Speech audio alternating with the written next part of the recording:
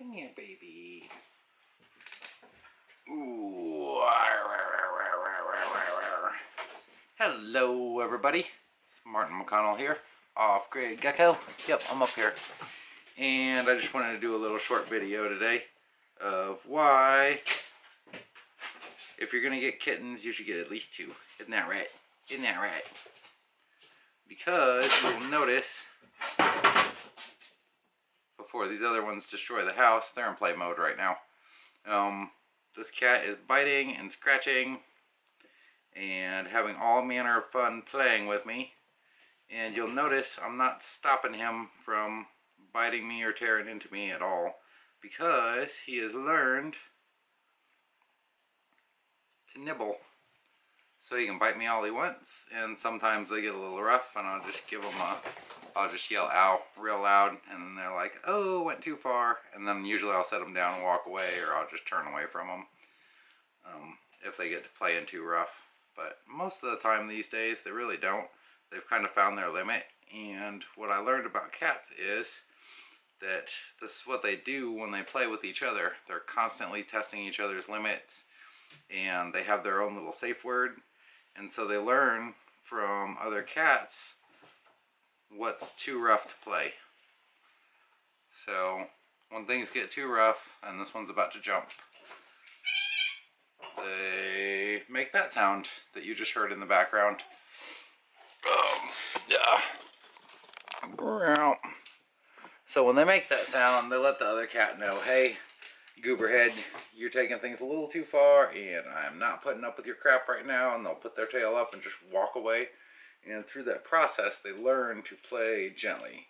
So all of these cats will bite and scratch and claw at me, and they're always very, very reserved about it. They never dig in, and I've been around cats pretty much my whole life. This wasn't from the cat, by the way. This is from a forklift. I think I mentioned that. I don't know if I mentioned that in a video yet or not. I don't think I'm posting that video, but anyway. So they learn this behavioral thing where they can play with each other and they can bite and scratch all they want, but they're not doing it to hurt each other. It's just sort of like a got you and catch and release kind of thing. So sometimes, even if they look like they're playing really rough, a lot of times they're being very reserved with their bites and with their clawing and their scratching. And as much as these guys rough each other up every single night, it's rare that I find a wound on any of them. Matter of fact, I don't think I have found a wound from one of the other cats. So I tell people now, one coworker of mine actually was thinking about getting a cat, and I was like, dude, if they had 2, you should have just got both of them. Let me get your tail. Because if they are alone all day, or even if you're there with them, like, they need their cat time and they do their little cat things. Sometimes they'll play with me, sometimes they just play with each other, and they've got their own thing going on. But through that play and that roughhousing and wrestling around, they actually learn to restrain, you know, how much they attack. So these cats know that they can bite and scratch and claw at me all they want, as long as they don't cross that certain line where it starts breaking the skin or it hurts. And then if they do cross that line with me, I just say "ow" real loud, and I'll either set them down, or I'll just, if they're on the floor already, I'll just turn around and walk away from them, and they kind of just, they zero in on that. That's our safe word, so to speak. I don't know what their safe word is for me. I don't think I heard them very much, but they will, their tone will turn a lot more aggressive. Like if I'm playing too rough with them, and then they'll do the same thing. They'll get up and they put their tail in the air and they just walk away, or they go chase down another cat. Like, they're very, very smart when it comes to that. But I think the reason these little turds have learned this so well, watch the end, is that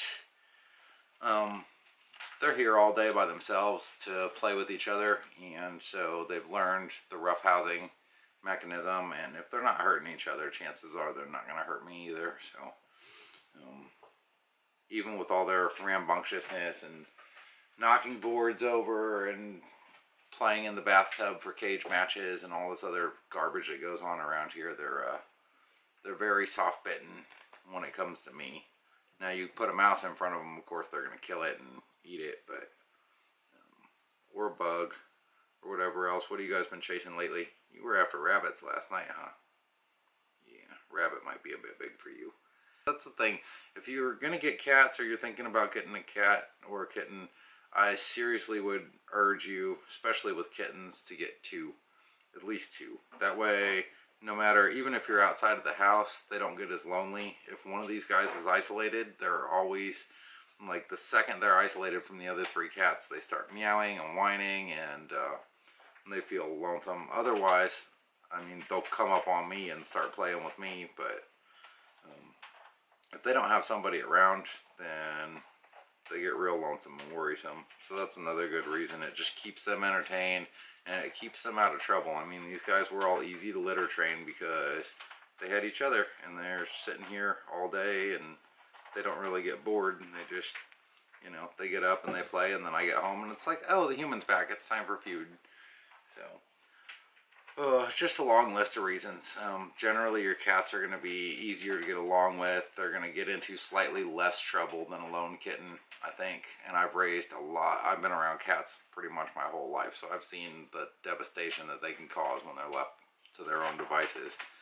And if there's two of them, they have this constant distraction because there's another cat that always wants to play or something. Now, with older cats, it's going to be hit and miss. But at least with kittens, if you get two, they're going to be happier.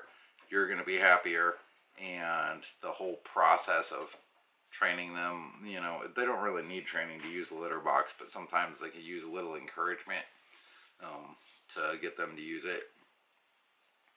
And just everything seems to go easier. If one of them gets in trouble, the other ones all see it, unless you have one like that little yellow cat back there that I call Apollo.